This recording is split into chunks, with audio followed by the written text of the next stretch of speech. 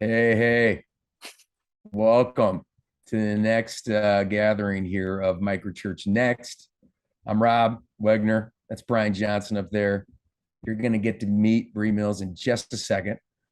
Just want to set the table. Leadership Network is creating this space for anyone who's pursuing these simpler, hyperlocal, deeply rooted, mission-centered, simple expressions of church that have come to be known as MicroChurch. We think of them in the Kansas City Underground as extended spiritual families that are led by ordinary people seeking to live an everyday gospel community and owning the mission of Jesus and their network of relationships. And the title or the word MicroChurch doesn't matter as much as the essence. You might call it missional community, you might call it simple church. But this conversation is gaining traction. And it's symbolic of a move of God's Spirit that is really shaking a lot of hearts here in the West. And we think it's one of the most hopeful things that's happening right now underneath the surface. And we're really grateful. And we're creating this space on Tuesdays to have this conversation. We say this every week, so you know you're not crazy and you're not alone. God is doing something. And we want to sit together every week at the feet of Jesus and respond to him. And we're in this series, Stories from the Field. So what are we up to, Brian? Why are we doing this? What's this series about? Yeah, a few weeks in, just to hearing about how these different networks, primarily in Western context, have emerged. So we know that in the global South, we see these extended spiritual families thriving. We're learning from them. They're teaching us because their family systems are mainly not as disintegrated as ours. So Yeah. we're learning so much. But like you said, there's this what looks like a resurgence in interest in the microchurch in these smaller forms of the church with what we might argue is higher missional imagination or something of the sort. But we know that all of these have a background story. They all have the origin story. It makes them who they are. So we wanted to take some time this year to interview some of these leaders and just hear, like, how did you get where you are? And what are you learning? What are the things that you're seeing repeated on the ground? How does disciple making work in these contexts? What are the barriers you're facing? And then also, where are you headed? A part of this space that we're exploring is all about what's next for the church. And I'd say we're in it right now, but also we believe there's so much dreaming yet to come because the Holy Spirit is way more creative than we are. So enough of our rambling. Let's get to Bree. I want to say one thing, though. I want to say one thing. Okay. The MicroChurch conference down in Tampa, which was what, 6 months ago, 9 months ago, something like that. Gainesville. Or Gainesville, that's it. And it was a collection. I think there was, I don't know, there was at least a dozen or 2 dozen different MicroChurch networks there. Oh, at least two or three dozen. Yeah, there were a lot of different. Yeah. It was, I think, unique. I don't know if that's happened yet in America. And there was these plenary sessions where we were all together. And I think Bree, your session was amazing. Like the way you articulated this story of microchurches emerging on the other side of the pond in the women's movement, and it was captivating. And it was one of those sessions that at least for me, I was like, I want every person I know to listen to this. Yeah. So I just want to thank you for how meaningful. Oh, that's great. You took my one thing, Rob. It was so encouraging coming from Australia, where there's for a long time in the kind of microchurch world, like for the last 10 years, we've been doing this, and before that, even in youth ministry, and we thought we were alone the whole time. Like we genuinely just didn't have enough connections. But coming to that room with there's hundreds of people there who are all passionate about microchurches. Like I lived off that buzz probably still am. So that's awesome. It was so encouraging. Yeah. Well, for us, we got the benefit of sharing a ride to Exponential as well, and hearing more of your story. And that was the other thing I was going to say. We have this American cultural phrase of "you're wicked smart."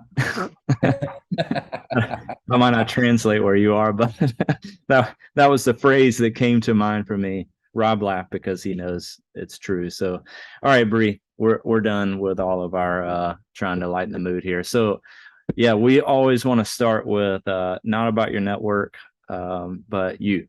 So, what makes you you? What's formed you as a person, a leader, a Jesus follower? Give us your little story.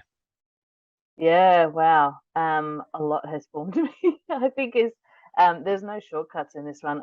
I've had a really crazy journey. I stepped into following Jesus as a 15-year-old in the midst of a youth ministry from a family who had once been a part of a church plant but had left the church and left faith. So for most of my childhood, we'd never been involved in anything to do with church. And I was a pretty broken kid with engaging in some pretty rubbishy kind of behaviors. So my life was really suddenly and quite dramatically turned around when I was about 15. And I got a heart for other people experiencing kind of that same love and transformation. And it was so world changing for me that I couldn't help but want to do that. So hilariously, year 10 in Australia, everybody goes and does work experience. And I chose to go do work experience at church, which not only did it upset my parents, and that was, the teenager in me. But I think that was the early fruits of what God was kind of planting in me, even back at that sort of age. We went on and, I studied law and neuroscience and other things, but eventually kind of Jesus drew me back to really wanting to invest in the local church. I've had a heart for the local church. I had a really formative mentor who was really passionate about Christians investing in the local church and not leaving to do other, not-for-profits or other organizations. And so I've really passionately stayed in the local church, even when at times that's been a really hard gig for me as a woman, particularly, and as a young woman. So I stepped into my first ministry role at 18, which was probably a bit too young, and went through some really tough stuff, but it was really formative. Like it kind of crushed me. But then God rebuilt me in a way that just gave me a new heart and a new desire to see really healthy ministries flourishing. So that's really part of my kind of my background, my story. I've always had that kind of missional edge to what I do. I think because of how I came to faith and the situation I was coming from. And I don't have the Christian kind of Sunday school background. So I've always seen things a little bit differently often than a lot of other people that I've engaged in church with. And that's kind of helped, I don't know, breed that little innovator in me, I think, to think differently. So, and over time, I've just seen different ways that God has often asked me to step out and do things that others weren't doing, or in ways that didn't necessarily fit the system. And so there's like a history in my life of kind of breaking barriers and moving in different ways. I still remember the day when someone kind of flagged that as apostolic, and I remember going, oh my gosh, suddenly it all makes sense. I understand who I am and how God's made me. And that was a real breakthrough. And something that I've been really passionate about, supporting other apostolic women then for years because of that. Let me follow up on that. Yeah. One of the things that I deeply respect about you is you do have a deep love for the church. And yet you're also a person who's willing to, well, like you said, break barriers. And one of the things I picked up in that long car ride where I risked your life multiple times on the way to Exponential, because that's how I drive, because I grew up in Chicago. I thought it was just an education in American driving. It was an education, all right. We were all afraid. So I'm going to ask you, if you, whatever level you feel comfortable with, as a female leader, so that's a whole level of potential opposition, potential oppression. And then there's this other level, which is I'm apostolic.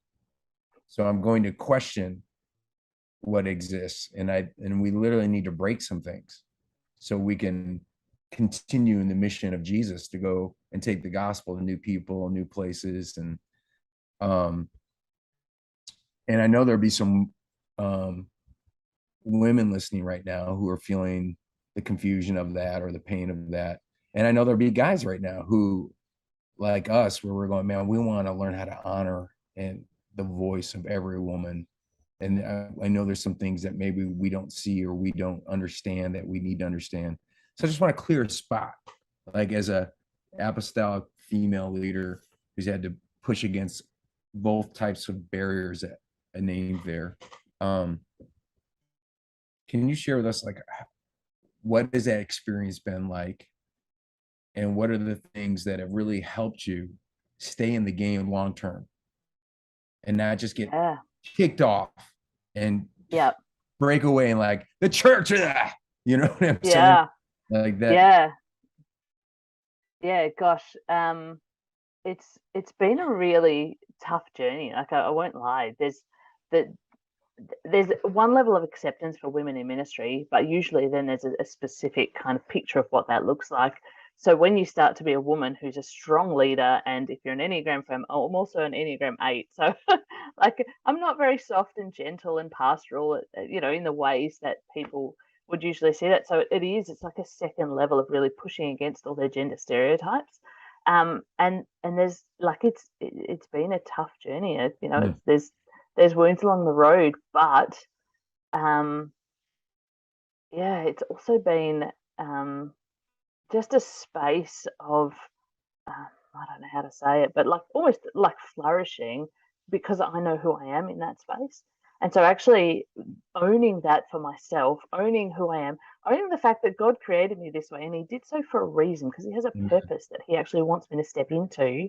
Actually owning that, when like the first step for me was really owning and accepting that for myself, and irrespective of what others may say around me, actually understanding who I am, what am I called to, and being willing to stand in that on my own was a real a little bit of point of battle to begin with. Like there was times that I had to actually really think that through, and I got some great coaching in that space around actually what is God calling me to. So I have this vision statement that I'm passionate about: investing in risk-taking leaders who catalyze change towards the mission of God. Like that is what I do, and I love it. But now that I know who I am, people and there's other words and comments don't rock me as much. So to a degree, finding my calling and learning to stand in my calling was really important. To do that, I had to get a community of women around me. So I went hunting for women, even to the point of so dear friend Jo Saxton, at some point she came to Australia and I busted her up at some conference and introduced myself, and we ended up connecting and being in a coaching group for a while, which was really helpful for me. But I literally went looking. There was no mentors in my context, so I went looking online for people who were kind of like me, who I could rub up against and touch base with, and unapologetically kind of just sought them out and said, help me. What can you do to engage with me in that space? So that, for me, getting who I am really sorted in my calling, and then getting a crowd of supporters around me. Some of them were like leaders like Jo Saxton. Some of them were just good friends who I could trust to give me real feedback for when I was just being a blunt-headed 8 who just wanted to break something for the sake of it, as opposed to when I was being someone following where God was calling me to go. And good friends who weren't in ministry, and some of them weren't even Christians, but they knew me and they could speak into that space. So yeah, for me, they're the two things that became really important to be able to stand in that space. That's powerful. Yeah, thank you for sharing that piece. Well, part of this series that we're in is to hear the backstory of what you're leading. So, and I know you wouldn't own it as you're the one leader or anything of this great movement, but we know you because you are leading in this MicroChurch Australia. And so, will you give us just a little bit of How did this network of networks emerge? Yeah, MicroChurch Australia kind of has a funny story because I never wanted to create another missional network.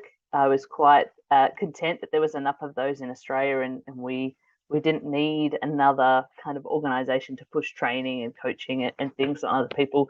So it's almost the story of lots of people saying this needs to happen and me resisting and pulling back for about a year before I finally gave in. But the funny story is we actually started a book group to read Brian Sanders' MicroChurch's book. So I'd been running microchurches in kind of an individual network that was birthed out of an existing church for about 10 years. And a friend of mine said, hey, I'm interested in what you're doing. Is there anything we could do or read or look at to talk more about this? I said, oh, look, I think Brian's book had just come out. We can read through this book together and talk about it if you like. And she goes, oh, great. Do you mind if I invite a friend? I said, sure, that's fine. You can invite a friend. And that friend invited some other friends. And we ended up with a call with, I don't know, somewhere between kind of 30, 40 leaders from Australia on this Zoom call because we were in the middle of lockdown and you couldn't do anything else in Melbourne. Everything had to be on Zoom. And we had this kind of group that read through Brian Sanders' microchurches. And where I started, I assumed most of them didn't know anything about microchurches. They weren't involved with microchurches. But as the call went on, I realized that on this call, there was at least 4 other microchurch networks that had kind of found us and jumped in. We didn't even know each other. And hilariously, one of them was in the suburb next to mine. And we didn't know each other. Wow. That's legit. That person ground. Yeah, totally. Like it was all quite disconnected. And it was like, I think the best description, God has been at work. Some of these networks, so we'd been 10 years doing microchurches. Some of the networks that I found in Australia have been closer to 20 years doing this sort of stuff. And it's like God's been sprinkling this all over Australia for years. And that moment was the moment that all these little buds just popped up and realized that they weren't the only flower in the field. So that was kind of how it started. We got to this point, we did this book, and then everybody looked at me at the end and said, so what are we doing next? And I went, are you looking at me? I'm not doing this. Sorry. What are you doing next? Yeah, that's right. That's right. What happened? And then, like what happened then? Yeah, so after that I had a Zoom call with 2 guys that I thought, oh, these guys will start something and then I can just keep doing other things. And no, the call was for them. They'd already, I wouldn't say they ganged up, they love me dearly. They came together with an idea that I should start this network and actually start to bring these different networks of microchurches in Australia together. Brilliant.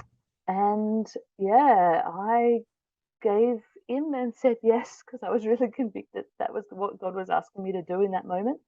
But I committed, I've been really pushy, I committed to be a non-financial organisation.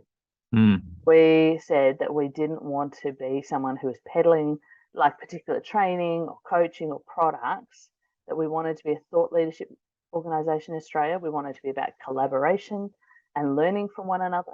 One of the things that we'd kind of learnt in our story, in our time, was that a lot of the things that come from the States or the UK just don't translate well into Australian culture. And so we started out, our microchurch network originally started out with links to 3DM, and it struggled until we actually contextualized our own method of discipleship in that space. Then it multiplied and started flourishing. And others had the same sort of story. And so I was really intent that we needed something that was really Australian, with Australian leadership thinking, practices. So we gathered the 3 or 4 that we knew about, and we just started doing a monthly call together and sharing learning and collaboration. And 2 years on, I think we've got 70 microchurch networks in Australia that are connected. So it's the current network is like a meta network of 17 different networks. Yeah, so we're like an umbrella organization that just pulls together microchurch networks from all over Australia. So there's 70 different networks, and some of them have bases in 3DM, some have bases in underground, some are based in Soma, some have just grown up out of the house church movement but moved in a more missional direction. So it's a really eclectic gathering. Awesome. But all driven by the same sort of values around small contextualized mission, simple ecclesiology, all of that sort of stuff is all the same, even though the way that looks in these networks is different. Yeah, I wanted to follow up on that. One of the things that I wanted to highlight for those that are listening that I think is a similar theme we've heard from all of these origin stories. I think in some ways, especially because we're bent sort of towards this global DMM stuff, where like, fast, viral, small movement, we use those words or whatever, that it feels like, man, I'm like really struggling out here. I haven't seen a bunch of microchurches emerge yet. And it's like, sorry, that's probably on us. I mean? Like, we shouldn't use those words necessarily, because all of these stories have we've been at this about 10 to 12 years or 7 to 10 or 20 years. Like, when even our story, it's like, officially we've been around for 3 years, but that's not really the story. The origin story has 10 years of our own personal work in neighborhoods and networks of relationships where we were just like learning and coaching people. Then all of a sudden it was like, oh, we have these things on our hands. We should come together. So I appreciate that part of your story, and just sharing that about those other networks too. They've been around, they've been working at it, and then they decide to be a bigger family of families. So that's really my follow-up question is, what are some of the things that you would say money doesn't hold us together? And it's not necessarily even like certain specific practices, but what are those sort of first principles that hold you together? Yeah, so gosh, I think there's a few things. I genuinely think, I don't know, I think we love one another. Genuinely, we love one another. We love what we're doing, and we are like the most eclectic bunch of people from different denominations and from those who have no kind of other church affiliation. So it's this really, I mean, what holds us together in part is we're all a bunch of radical revolutionaries who want to see the world changed. And to a degree, we love Jesus and we want to change the world, and that holds us together, in large majority of what we're doing. And the other one is the real commitment to small multiplying communities. Like, we're not here to go big. We're here to go into kind of all the nooks and crannies, which is probably a bit of an Australian saying, but, to spread wide into all those different places where the church, the more mainstream institutional church, is just never going to reach those people. And I guess we're driven by that heart to reach and engage in those people. But held together by being smaller communities, by being multiplying communities, by being intentionally missional communities that have that missional identity and that desire to reach others. The small communities in Australia that really haven't joined us are those house churches that are really happy just being a single house church. They haven't connected with us, and that's okay. They have a different kind of picture, but we're held together by that kind of discipleship focus, missional identity, small contextualized ecclesiology, all of that sort of, and a simple approach. Like, we're simple, adaptable, multipliable. We just want to run with wherever the Spirit's at, and not get caught in structures and things that might hold us back from being wherever God's calling us to be. One of the things that really stands out in your description and your language is the centrality of disciple making. And that's one of the things in the Kansas City Underground. We try to communicate really clearly. Like, fundamentally, we don't actually want to be a microchurch movement. Like, we want to be a disciple making movement. And the microchurch expression of the church houses best that core mission or function of disciple making. And we try to put our best energy on how do we help ordinary people realize their birthright as a disciple maker, as an activated missionary. And then we don't even use the language of planting. Like, we don't talk about planting microchurches, because we feel like there's so much, the phrase church planting is a piece of luggage. And if you open it up, there's a lot of history in there. Yeah. A lot of experience that probably isn't going to help the ordinary person, we don't think. So we talk about, microchurches actually emerge. Like if I live like a loving, engaged neighbor who's fluent with the gospel, knows how to make disciples, and all of a sudden there's 2 or 3 or 4 or 5 new disciples. Guess what? Guess what happened? You have a new extended spiritual family. A microchurch has emerged. So and you talked about how we have to be careful not to import maybe strategies or tools or specific methods, like the stuff that's coming from the States or stuff that maybe is coming from England. So if you could just unpack for us, how do you see disciple making on the ground? I know there's some things that are trans-cultural, like first principles, first practices, but we're also curious about like what are some of the uniquenesses of the Australian context. So tell us about disciple making in terms of your context and what that's looked like in terms of your microchurch movement. Yeah, so I mean, discipleship in Australia, it's quite a diverse country.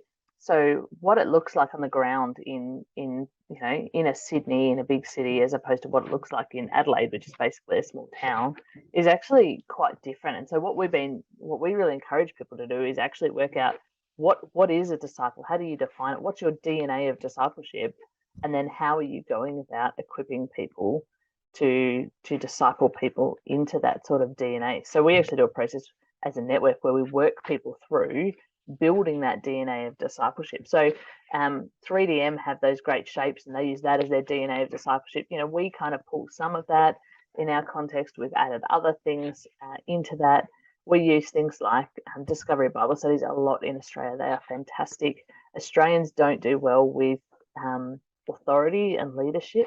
We love to cut down our leaders. We don't submit to anybody as a culture. So anything you can do to do discipleship by coming alongside in that kind of apprenticeship, doing life together model definitely is a really effective way to do that in Australia.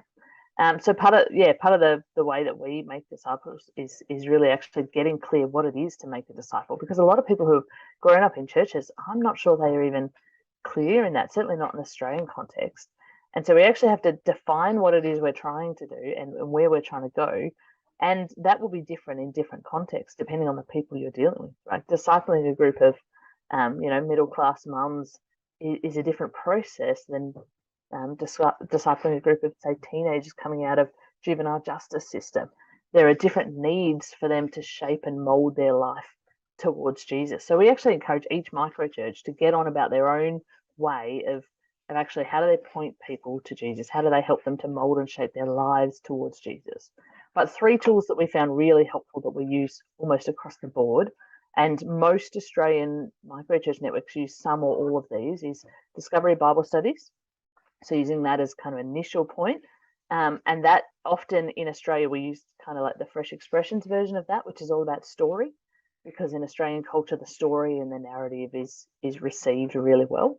The second one that we tend to use is similar to 3DM's kind of huddle model, where we actually do that kind of group discipleship with accountability, having that kind of group discipleship space where people are learning together and kind of, while there is a leader, you're all on the same path together, works well in the Australian context, is received well in the Australian context, and brings in that element of accountability for discipleship, which I think is a lost element in Australia. People they know a lot about Jesus, but they don't actually, translate that into their lives in lived actions. And bringing in the accountability piece has been a really important way for microchurches to really actually see disciples formed and multiplied. And then the other one that we play with a lot in our different movements is a form of like a DNA group, so a small group of 2 or 3 that's a really deep place of discipleship and mission. Often when our original network grew and we had about 10, 12 different missional communities, they're all running huddles in their community, but often some of the leaders of those different communities are gathering together in DNA groups to keep their own fire alive, as well as kind of doing coaching one-on-one with me. So that became a way, I guess, for a longer term set for discipleship and keeping focused on Jesus. beyond the huddles, which is more about our kind of helping people understand that discipleship DNA and really getting on board and being discipled. But the DNA groups kind of held that more longer term. You mentioned coaching too, how you're doing coaching with leaders. How does that factor into your disciple making culture? I'm curious. Yeah. Well, for us, that's been a really key part of how we support our leaders. So those who end up being MicroChurch leaders, even if they've kind of been through our huddle process, they understand what it is to make a disciple, they're living that. It's a way of actually holding them to that longer term, and also helping them do that, because discipleship to a degree is that reflective practice, right?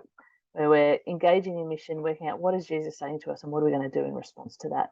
And so the coaching really provides a space, particularly for leaders of networks or leaders of microchurches, to actually think on, well, what is it that God is saying to me at the moment, whether that's for me personally, whether that's for our microchurch or for some particular thing that's going on in our microchurch, and how am I still living a life that is responsive to the teaching of Jesus in that space. Amen. Ryan, are you thinking what I'm thinking? I'm just smiling because I'm Yes, I am. Yeah. I don't know what you're thinking. I just want to agree. Oh, good. I'll just call it out then. Like, yes, you are thinking what I'm thinking. Well, we just have at the core, we're committed to the very same things in the Kansas City Underground. I'm sure how it gets played out, like you said, contextually looks very different, but that was pretty encouraging to me. Yeah, it's first principles in the sense of, I mean, in some level, Americans hate authority as well. We're really good at cutting leaders down too. Also, ours seem to be really good at taking themselves out for whatever reason. DBS Groups is a website that we've created. Just it's not stuff we've created. It's kind of a collection of different kind of trainings all put into one space to equip our leaders, and we wanted it to be a real resource for others who are exploring it to understand the what, the why, the how of the discovery method. Again, disciple making movements globally are doing that. The huddle model, in the sense of we want to create these intentional disciple making environments. There is a place for informal and there's a place for formal. And we have to ride that, I don't want to say tension, but just, like it's the back and forth. Like Jesus had spaces where it's like, come over here, sit down, let me explain to you the strange teaching that I just gave to all these people. And then there's just other times where, they're just picking the heads of grain. And he's like, yeah, David used to do this kind of stuff. That's probably not a good example, but and then I think we're probably, I would say for us, because of kind of our like starting things nature and go, we, I don't want to say intentionally by any means, unintentionally left out creating the healthy 3 to 5 spaces. And now by God's grace, we've been gifted with leaders who are helping us slow down and do that. And it's strengthening the network and becoming a foundation and platform for new microchurches emerging. So yeah, I listened to a speaker from Indonesia who's doing microchurch movements there called Eddie Leo, and he was really big on those smaller DNA spaces. So that's something that we've really stepped back into more recently. We had it in kind of the very origin of what we were doing, and then it kind of slipped away, and then it's come back recently just for the depth of discipleship that can bring. Yeah. I want to ask, it was a question that sort of popped up as you were explaining. Again, you had this network of microchurches that you're going at for 10 years, but now it's 17 different sort of microchurch networks. 70. Okay. Yeah. That are all together as one massive family of families. Are you thinking about multiplication just as like, I'm a leader that's making a disciple that raises up, and that person begins to do that, and a new family emerges out of that? Or are you also like, how can we catalyze Network 71 somewhere? Yeah, I just launched a new network last week up in New South Wales, which was exciting. So yeah, part of what MicroChurch Australia really wants to do is provide the thought leadership, but also catalyze new networks. And in part, some of the ways that we're doing that at the moment is working with the existing church. So in Australia, the temperature on microchurches has really changed. So when I started, it was radical on the edge. They didn't want to hear about it. Even though we grew quite a large network of about 12 microchurches and 350 people in them, and the denomination I was from was like, nah, not interested, move off to the side, get out of our way. Now the culture post-COVID in Australia is that the denominations are interested. So part of what we're doing at the moment is helping denominations set up networks to cover microchurches in their denomination, most of which already exist, that they just do so at the moment without any accountability, supervision. So there's a lot of kind of isolated microchurches of, little networks of 1 or 2 or 3 microchurches. And so part of what we're doing is working with those denominations now to kind of get them to think through best practice of, well, how do you set up a microchurch network that will cover and support people to launch in this way? So the denomination I'm from has just launched this new idea that microchurches can be a form of church planting. And so they're getting really excited about, how do they set that up? How do they release more of these communities throughout Australia? And the reality of that is microchurches don't cost anything to plant. And most of the church in Australia is really struggling. It's dying. It's struggling financially. And so there's a real push in the last little while to really move into this space. And so I would have said 2 years ago when we started MicroChurch Australia that we probably would have had maybe 15, 20 networks that we found initially. There was probably another 10 or 15 that we found later. But I will say half of what we're connected to now has been birthed in the last 2 years in Australia. So the rate of acceleration in Australia is crazy. It's really just something of God. And for that to be happening, not because we're standing on a platform somewhere and driving it, we're just connecting with people, they're connecting with people, and there's just a sense of this groundswell movement from the ground up rather than, we haven't had Brian Sanders out to Australia yet to come and preach and tell everybody they should do microchurches or anything like that. It's just been one person who's told another, and there's been this kind of groundswell movement of new microchurches starting. So we've said this on here before, but it's just, I love it. Such an important reminder. It's like the exponential curve, when it turns up, it doesn't mean it's faster. It just means there's a whole lot more people doing really slow work together. So, yeah, and that is true, because most microchurch movements in Australia, so out of the 70, probably half would be 1 or 2 microchurches. Mm-hmm. Yeah. And there's probably, in Australia, we don't have any examples of like a couple of 100 microchurches. Like our network had 12, and there's another 2 that I know of that are around that 10 or 12 mark. They're the biggest we got. Mm-hmm. But also because we're multiplying networks, not just, so we're not growing networks to become larger. So the original network we're a part of has given birth to a whole new microchurch network. It could have kept growing and held them all together in this one network, but it actually made a conscious decision to break them away. Wow. And to not just multiply microchurches, but multiply microchurch networks. Yeah. Well, I know we're getting close to the end of our time together. I'm curious, where do you see, are there common barriers between the different networks where they get stuck? And I know we don't have a lot of time, but I want to just sort of crack the door open on that. Part of it is because we have this learning community right now that has maybe 15 different networks of microchurches in it. And we've been talking, and there have been some common barriers that have emerged across the different networks, even though we weren't really talking to each other about it. So I'm curious if you guys have experienced anything like that. Yeah, so there's definitely a barrier in Australia around moving beyond, say, 4 or 5 microchurches. It just seems to be a barrier.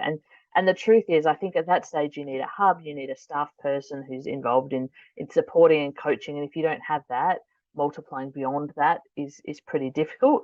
And there's sort of a barrier around that 10 to 12 mark that again, it's a new level investment in the center to be able to really hold a network of that size together.